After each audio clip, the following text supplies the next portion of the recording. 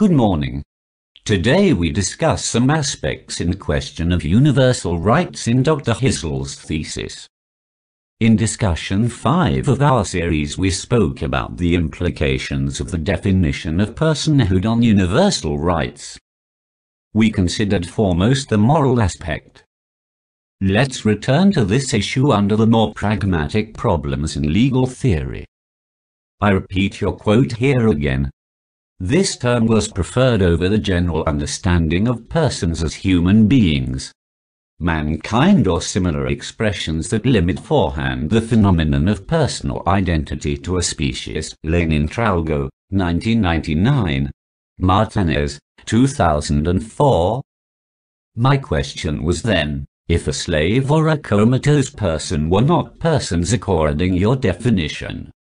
Good morning, Graham. Thank you for bringing this complex topic back to the discussion. We already mentioned that in moral philosophy, the aim of such a question was to judge on the responsibility of oneself or another and to establish relationships between both. I mentioned Frank van Doon, who actually used approaches from legal theory to solve this problem in moral philosophy. To start, I'd like to reconsider the question why we bother if someone is a person. On the one side, looking at oneself, it was required to justify actions, and on the other side, looking at others, it was to claim liabilities. Thus, the difference between moral philosophy and legal theory is foremost a question of time. If we wish to know how to act before acting or afterwards. In the first case, we established a relationship between entity as interpersonal or person-object relationships. And with the second question, the legal standpoint, we are interested in measuring how to pay for actions, to compensate good actions and to sanction the bad ones. Certainly, moral philosophy and legal theory strongly overlap in this question. So, for the question of slavery, how would you solve that? Returning to the question, if a slave is a person, it would be interesting to look at the different ways how slavery is justified throughout history. I detected at least 3 major arguments. The first one was based on a theory of conquest. It could be resumed as the converse of T.H. White's famous sentence, "Might does not make right," saying that apparently might does confer certain rights. This definition of the state, based on a theory of conquest, was for example found by the United States Army General Abner Laycock. Second, a very extended justification for slavery, which could even be found in the Bible, was the concept of debt bondage. We find that in the Roman Nexum, the Peruvian peonage, or in the indenture system imposed on the Indians by the British Empire. When persons offer the pledge of their labor or services as security for the repayment for a debt or other obligations, and they cannot refund the debt, they will fall into slavery until the debt is cancelled. This form of slavery is still very much used in modern societies, even though it is not always so obvious, and often it is related to illegal actions such as human trafficking and illegal immigration. Third, the theory of human supremacy, both in its religious and in its secular pseudo-scientific aspect, have led to enslavement and apparently justified it.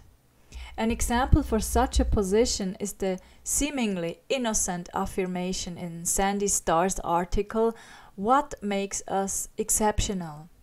I quote, "Over the course of human history, we have been successful in cultivating our faculties, shaping our development, and impacting upon the wider world in a deliberate fashion, quite distinct from evolutionary processes. I will come back to this last intent of justification in our next session, but regarding the question of slavery, let's shortly resume why it is so relevant. Enslavement is the control of one person over another up to the extent of taking it into property. I will not treat your second question about the comatose human separately, because it basically refers to the same problem. Who has the rightful property over a body and may take the decision about what shall happen with it? The property over a body or a person as a whole includes a series of rights: the right over death and life, the right to use body parts, and the right to control the mind of that person. The question of killing affects especially issues in medicine, psychology, and criminal law. The second aspect, if we can use another's body parts and when, relates to issues at all levels of reproductive processes, sexuality, life extension, and life science in general. The right to control one's mind. This concerns foremost psychiatry, but also religious practices and the treatment of criminals and enemies in war times. Largely, these problems relate to bioethics. Returning to your practical question, if a slave or a comatose human is a person, we have to ask what problem these questions try to solve. Do you want to know if you were allowed to kill that person, to take the heart lung machine off? Or do you ask in order to find a way in which to promote the potential of a personal development in these persons, and fear to lose time with a bare object?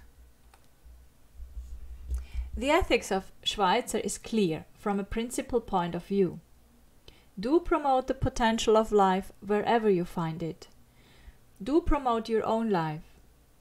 Respect material reality, the integrity of the body, yours and others, and accept the world as it is. Respect the integrity of mind and search for ideals. But there are still two problems.